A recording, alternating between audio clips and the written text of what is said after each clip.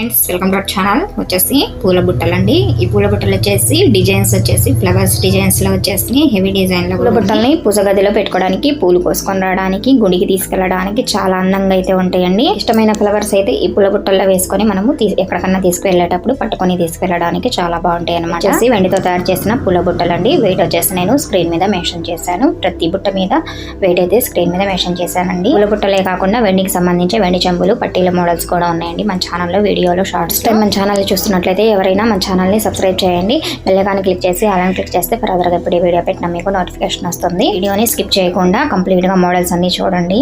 మరిన్ని మోడల్స్తో నెక్స్ట్ వీడియోలో కలుద్దాం. బై.